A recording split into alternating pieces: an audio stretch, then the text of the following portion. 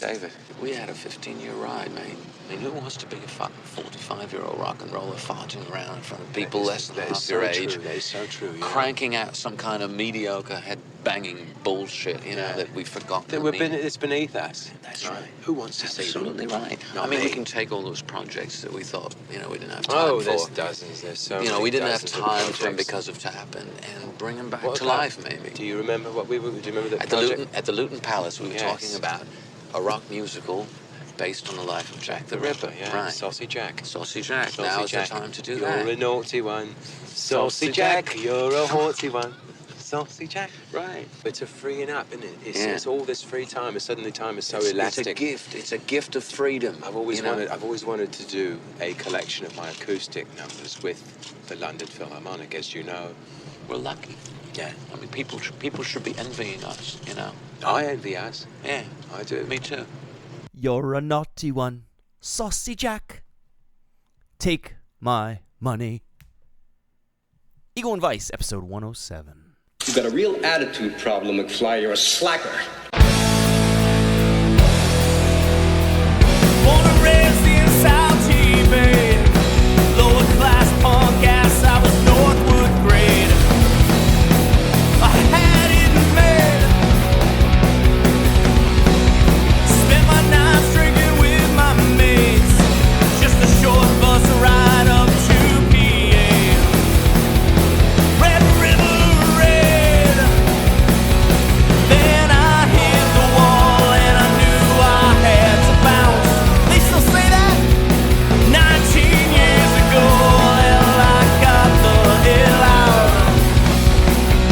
From time to time you may see me hanging around. Now I feel like a stranger in this town. Crocs and rolls is where I learned to play. Westwood Tavern's where I learned to walk away. Yo, Crocs and Rolls is where I learned to play. Welcome to Ego and Vice. This is episode 107. My name is Mike, and I have a very special guest on the podcast today, but we'll get to that in a moment. I was recently up at the studio again. Just want to give you an update on the new Goat record. It's coming along fucking really good. Recorded 4 more tracks for it. Looks like we're going to have probably, maybe if everything works out, a 15-track record. And I know that's a lot nowadays, especially with people's attention spans. Maybe I'm projecting. Maybe it's my attention span. I know everybody listens to like a song at a time, track here, track there. No one listens to a full album anymore. Maybe they do. I don't know. Are people still out there? Let me know. Do you listen to individual tracks? Are you more on the wavelength of that? Or do you still enjoy the full release, the full record, the full album, the long-playing album, if you will? I don't know. My thing is that I've been working on these songs for so long, and I see light at the end of the tunnel. Like the new Goat record is going to be done. And I said to myself, when the Goat, the original Goat band kind of dissolved, and I'm sure everyone has their own opinion on how that happened, but I know how it happened. And my story's my story. And I think it's the right one. Anyway, I said to myself, after I took a long break, and I said, you know what I'm going to do? I'm going to write and record and release a new Goat record. Just in spite of the whole fucking situation. And spite is a powerful tool, ladies and gentlemen. Let me tell you. But in the midst of all that spite, I realized that I had some songs to get out, some things I needed to say, and I've been sitting on these songs for like 3 years, and it's almost done, and I'm so happy it's almost done. So I have to release it as an album just to get it in the can, into the ether, out into the world, into the hands of, I don't know, whoever wants it. Some Goat fans that are left over, maybe. But either way, I have a guest. I actually have a band on the podcast today. They're a local band. Well, they're actually from Vankleek Hill. They're called Visceral, and they're going to tell you all about it. So we're going to play a song from Visceral, and we're going to come back, and we're going to talk to the guys. Steve Beauchesne, Kevin James, and the one and only Gary Doherty. They are Audio Visceral. Right on. All right, let's do it. This is Ego and Vice, episode 107. Don't bother trying cause you ain't got talent. It's what Dad told me at the tryout. Didn't listen to him, I went away. Did you laugh and threw me in the hallway? I begged and pleaded and she let me in the end.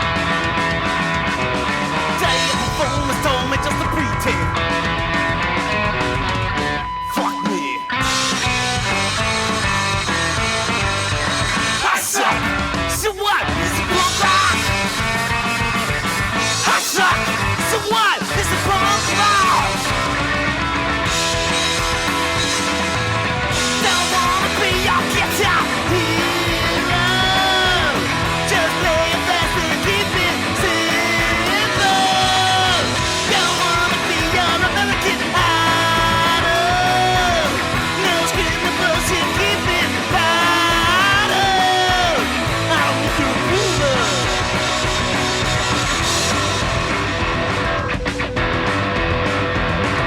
Played a show well just the other day. Tears in the masses came about to be played. He said, Steve, I like you, but here's the thing. Yeah, Michael let you, but I can't sing. Took you out the air, come to me at the bar. I got the stick, but you don't know how to guitar. Balls. I suck. So what? It's punk rock. I suck. So what? It's punk rock. I suck. So what? It's punk rock. I suck. So what? It's punk rock. Don't wanna be your guitar hero. Just play it fast and keep it simple. Don't wanna be your American Idol. No screaming bullshit, keep it vital. I need your approval. I'm getting all fed up with all these people. Tell me I'm not going up on stage. What punk rock is a goddamn principle? Stand alone, jump a shithead, we're no virtuosos. What you got so hard on me for? You know, Roger Nixon didn't piss in no job.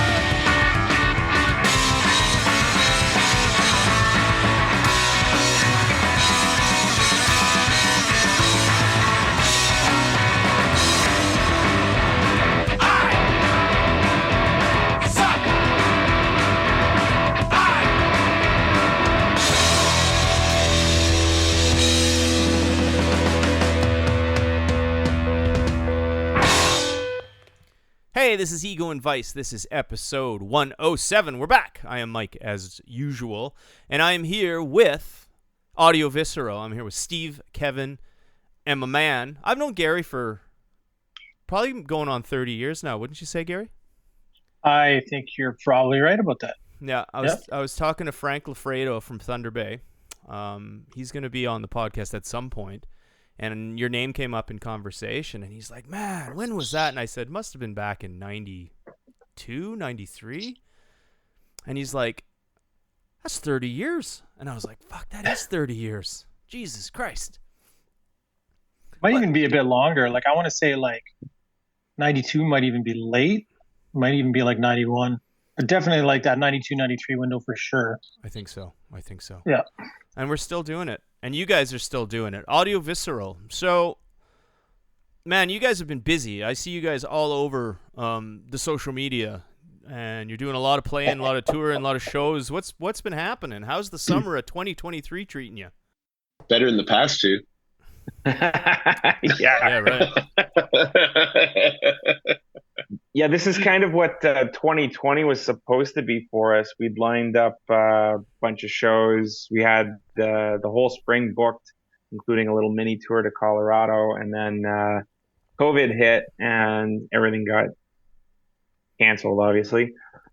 And so this year we got the mini tour in Colorado booked and ended up playing lots of shows that we'd booked ourselves. And then what's been really nice is that people are actually calling us up now and asking us to play a couple gigs as well. So it's really kind of filled in the summer for us.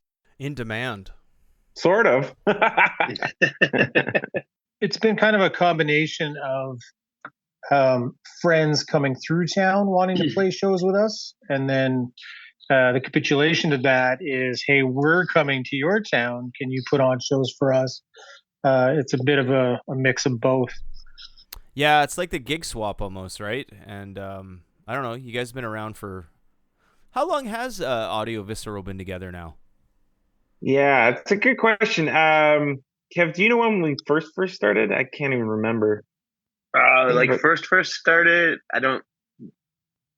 How like it's probably been coming up 11 years or so, but like with Gary, I think 8 or 9, maybe 9 this fall. I thought we hit 10-year with Gary. Maybe Yeah, I think it's 10.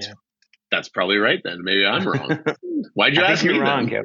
Because I thought you might know. Well, apparently not. Like my first show was with Audio was the Halloweener with Hellbros, and I believe that was November 1st, 2013. 2013. Oh wow. Oh, so I was right then. It's been 9 years, not quite 10 yet.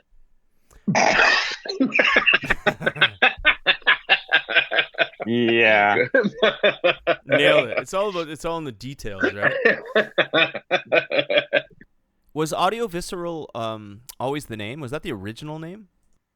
No, we were the original idea for the band was to have a graphic artist doing live art while we were playing, and we were going to call the band Audio Visual.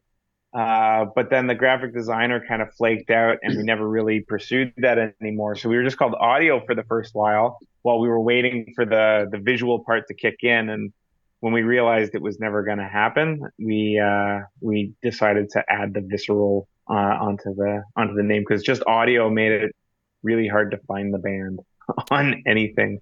Right. Yeah. I remember I was in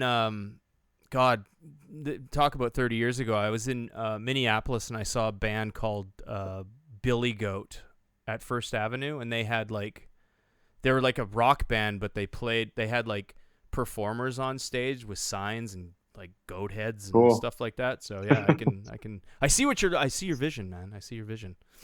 Yeah, kind of like what the like say like a Skinny Puppy or like the industrial type bands would do with like all that stuff in the background, but ours was going to be like far sillier than like a bunch of like, you know, death and murder and stuff. Yeah, it's not too late. It's not too late.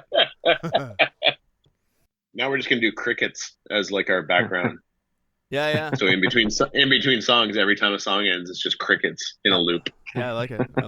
It's classic. Yeah, we kind of stole that from Avon.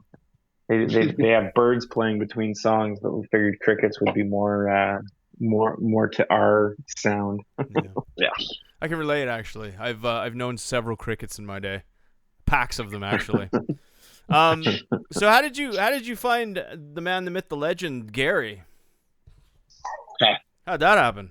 I can take that one, I guess. So I've known Gary as long as I've been in bands. I don't know, did we play together at Crocs, or did you just go there a couple times? I forget. Yeah, I can't remember if we played with you at that Croc show. We definitely played with you at the university in Thunder Bay. Played at the university in Thunder Bay? Yeah, with Trigger Happy. No, I didn't play that. I'm sure you did. No, I don't think so. I've never played Thunder Bay with Trigger Happy. But anyway. Kevin did a terrible job of explaining how we found Gary here. So it was my previous band that I knew Gary through Head Cramp, and if we hadn't played in Thunder Bay, we probably had played maybe Toronto at some point, and or we'd met at that time. And then I knew he was playing in Trigger Happy, after he left Head Cramp and moved to Toronto, and we kind of knew each other mutually through that back in like the mid '90s, and then Gary disappeared for 17 years. 17, right? 17 years, and our original audio drummer Andrew, who was one of our brewers, went on to one of his many grass is always greener at the other brewery endeavors, Right. which meant he was leaving our band at the same time. Hmm. And Steve and I needed a drummer. And I was like, I heard a guy that I know from Thunder Bay lives in Ottawa. And like through the wonders of the internet, I tracked him down. And I was like, do you want to come and play drums for us? Because, maybe that would be fun. And he still had all the stickers on the yellow kit, the yellow drum kit that's downstairs in my basement right now. From the Meathead Records days? Yeah, the stickers aren't on there anymore, but he showed up with all those stickers on the drums, and now, it worked. It's the best thing that ever happened to us. Go ahead, Gary. Sorry. Yeah, sorry, just to add to that. So, yeah, Kevin reached out just at a time in life where I was just starting to be like, oh, man, I miss playing music. Like, because for 17 years, I didn't even look at the drums. Mm-hmm. They were in my basement. And then just around that time where I was like, oh, you know what? Like, I miss that feeling, that you get when you play music with other people that you don't get when you're playing music by yourself. And that's it was like either that day or the next day after I was having that internal conversation that Kevin reached out, and I was like, oh, okay, I'll give this a shot. And then I quickly discovered that 17 years of rust was not going to go away in like a week. Right. So it took a while. It took 2 weeks. It took 2 weeks. Yeah, it took. And I remember having that first jam, and after the jam, I was like, oh man, they're not going to want me back after that. Well, boy, were you wrong. You know better than anybody that drummers are the hardest member to find. So yeah, they'd probably have you back. I guess I didn't appreciate how desperate they were. Oh, wow. Until now, you're in like 12 Ottawa bands. I was about to say, yeah. It's just like it's like I disappeared for 17 years, and I thought I'd give it a shot again. No, look at you.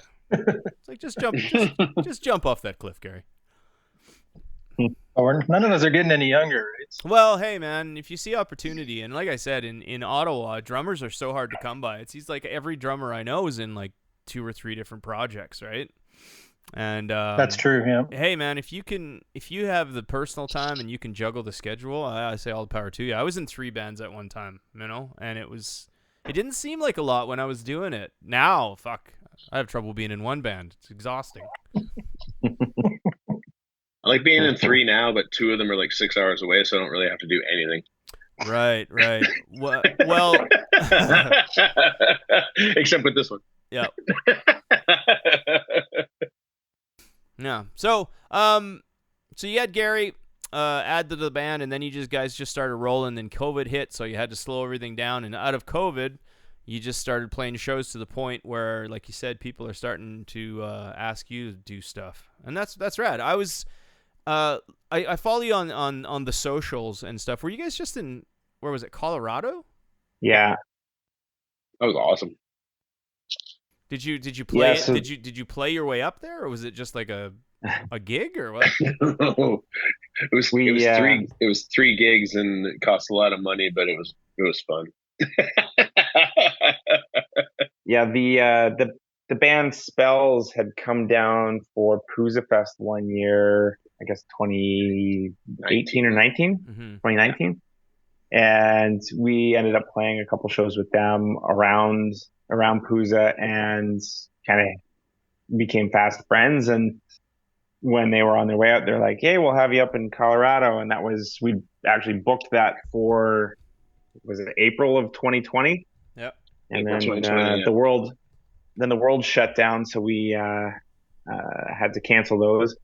And this year we did we reach out to them, or they reach out to us? I can't remember. But anyways, we got connected back, and they still brought us out there. So that was that was a fun 3 shows. We did Denver, Colorado Springs, and what was the third one? Pueblo. Pueblo, Colorado. Yeah. So lots of fun. Those are great people to hang out with, and they've got a great live performance, and so it was tons of fun. Was it originally back before? Or was it like an event or something, or was it just a gig? Like just come up and play a few gigs? It ended up being their EP release party. Just kind of worked out that way. Yeah. Originally, it was just supposed to be like a 4-show, come out, hang out, do some shows, have a good time, and then it got canceled.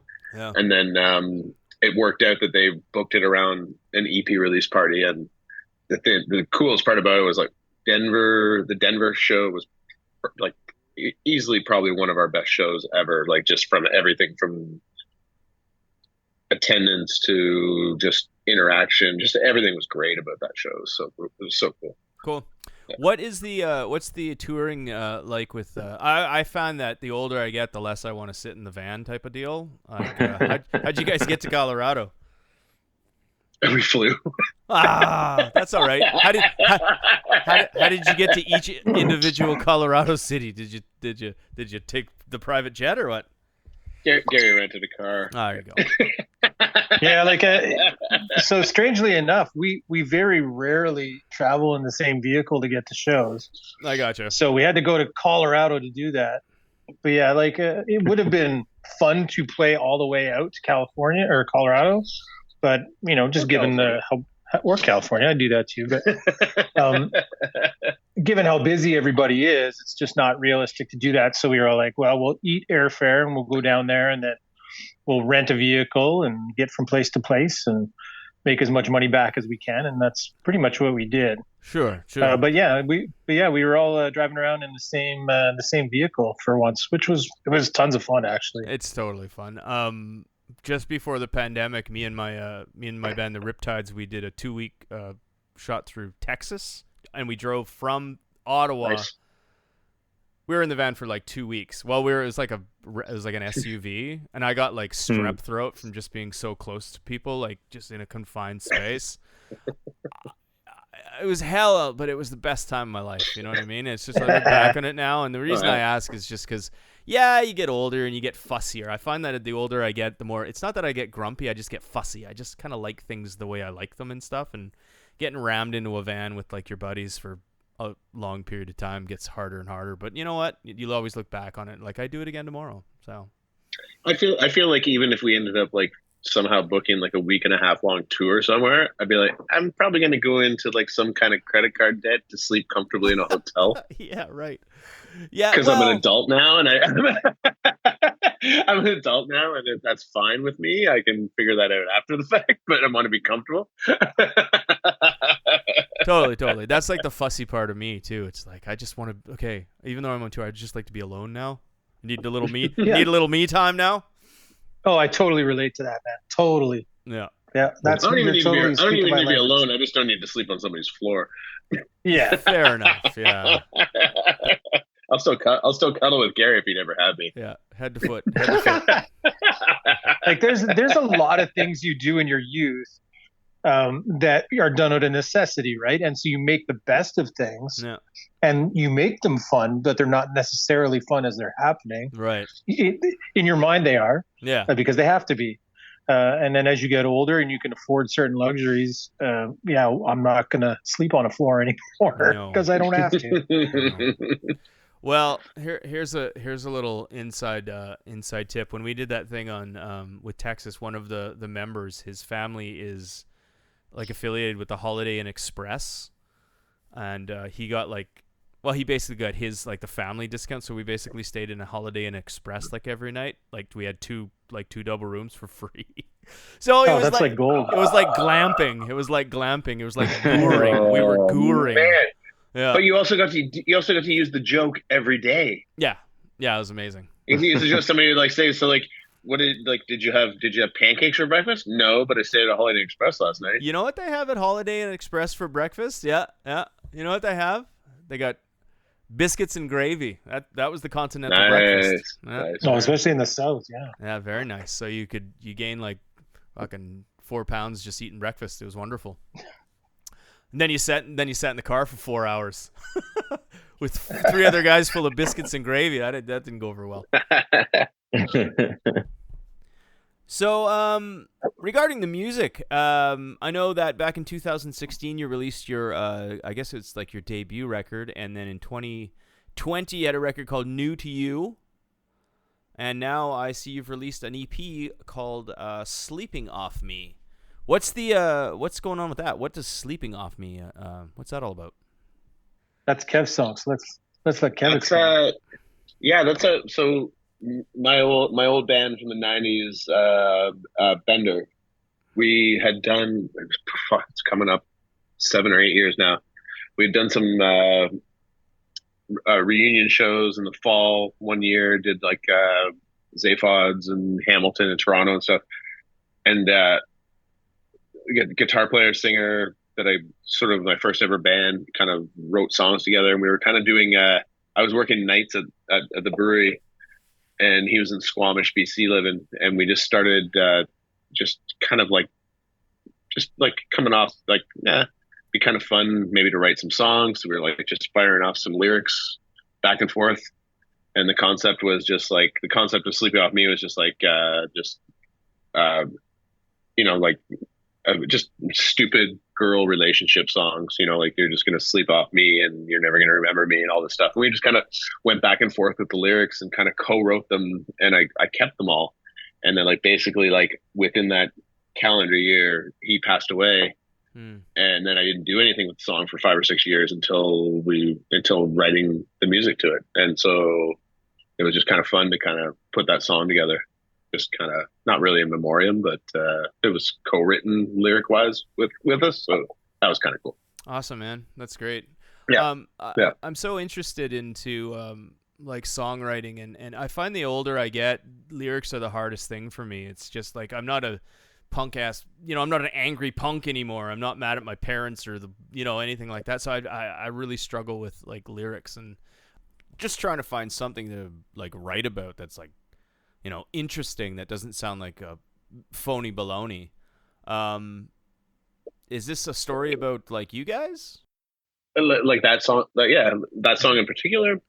I don't know necessarily. It was just kind of probably like between the two of us kind of like going back and forth. Like we literally spent the night that night when I was like just kind of going back and forth. He'd do a line, I'd do a line, and then we'd just kind of go back and forth. And that sounded very Coke oriented, but it wasn't.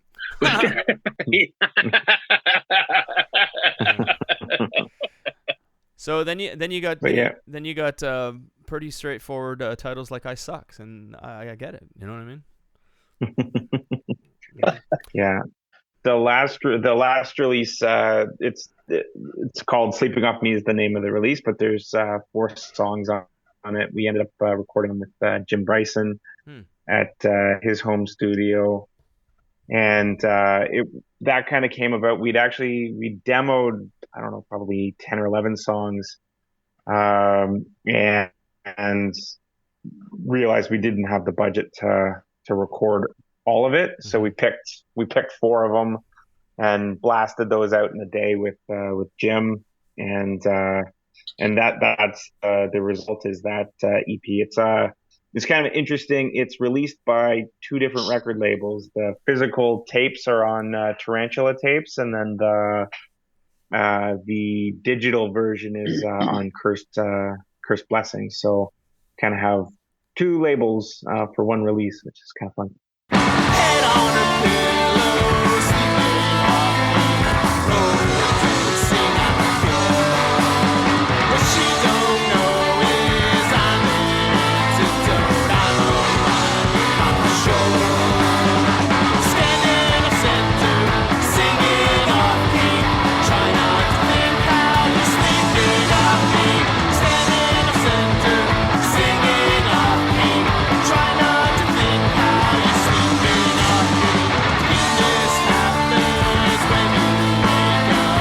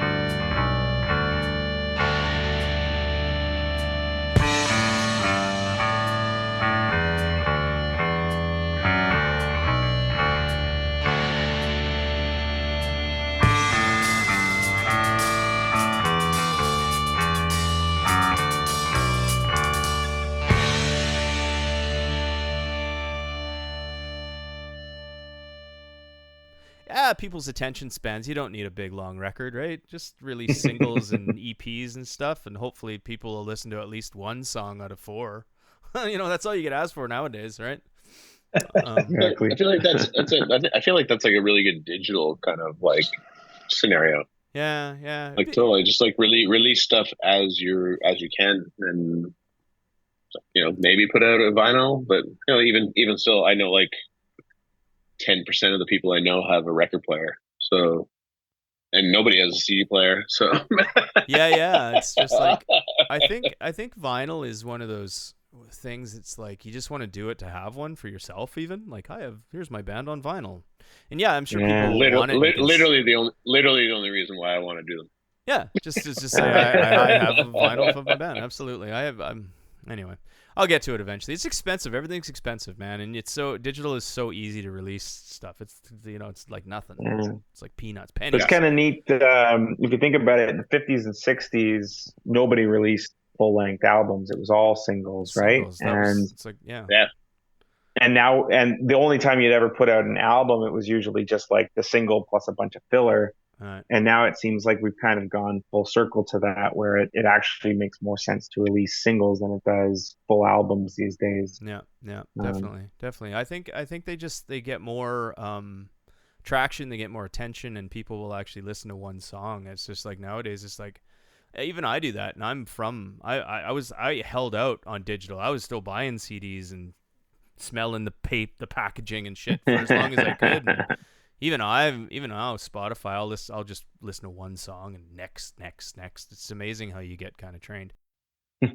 What do you guys got coming up now? I just saw that you just played I think you had your stuff set up on a deck somewhere. Looked pretty cool. A house party? Yeah, it was a cool backyard party in Orangeville, or just outside of Orangeville, I guess, and it was put on by kind of a couple out there that runs kind of a bunch of cool shit, and they just put on an annual punk rock barbecue. Nice. And it was tons of fun, and we were able to sneak in a show in Toronto the night before, so got to play at the No Room with Trigger Happy and who was the other band?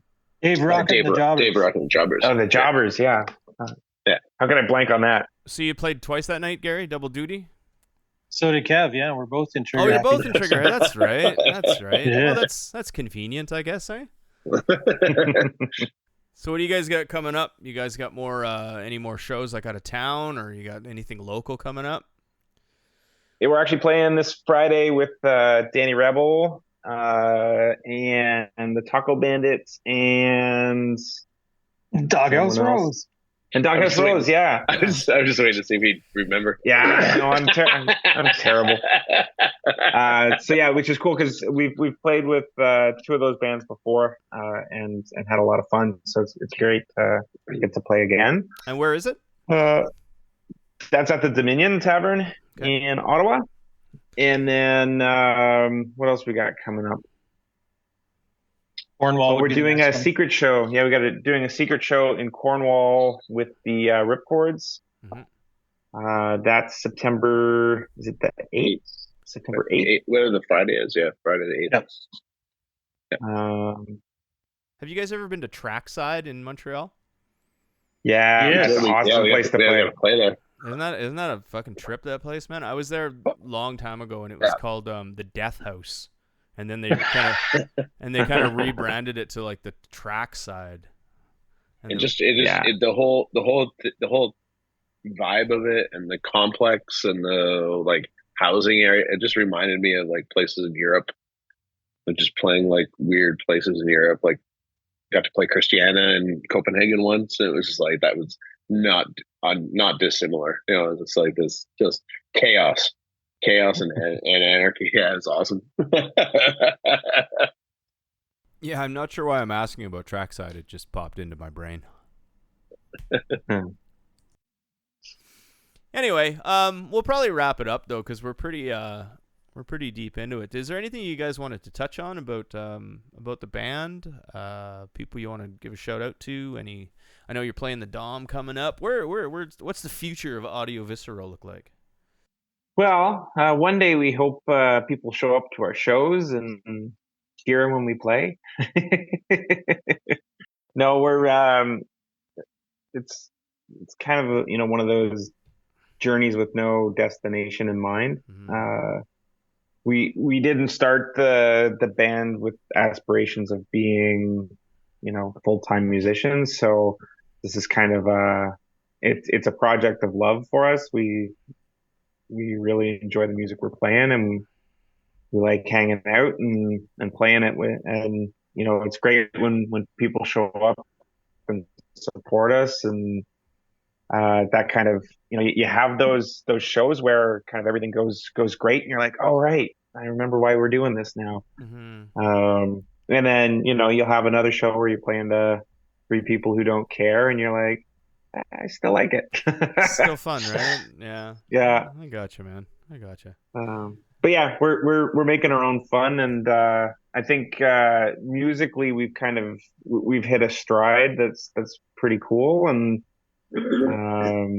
we've now got all 3 of us actually singing, which I think is adding a lot to the sound compared to sort of the early days where it's just me screeching along off key.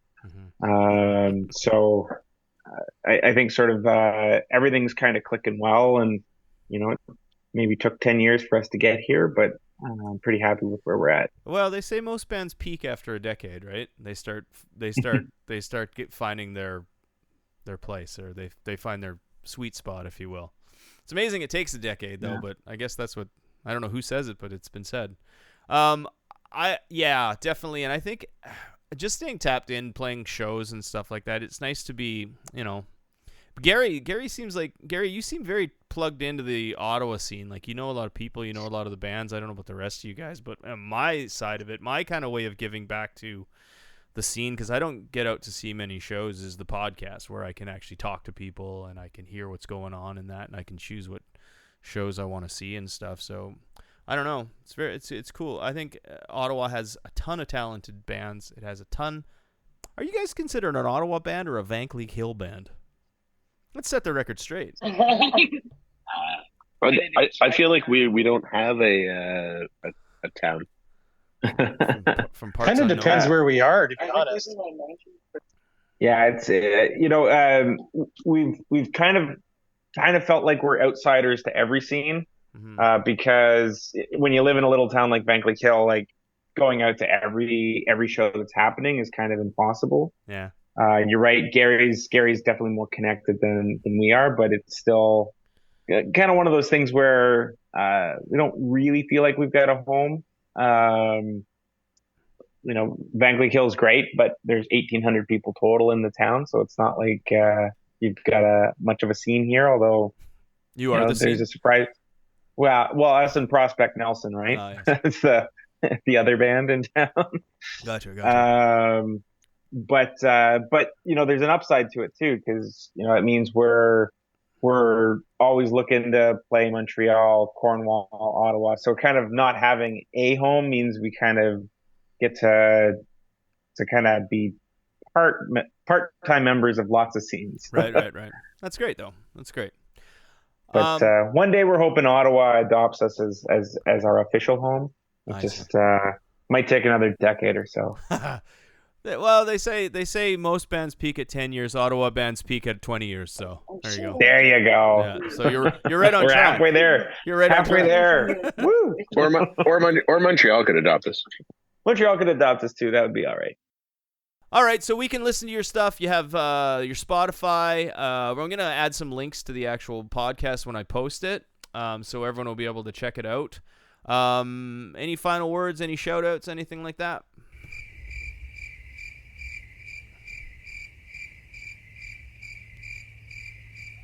Hello?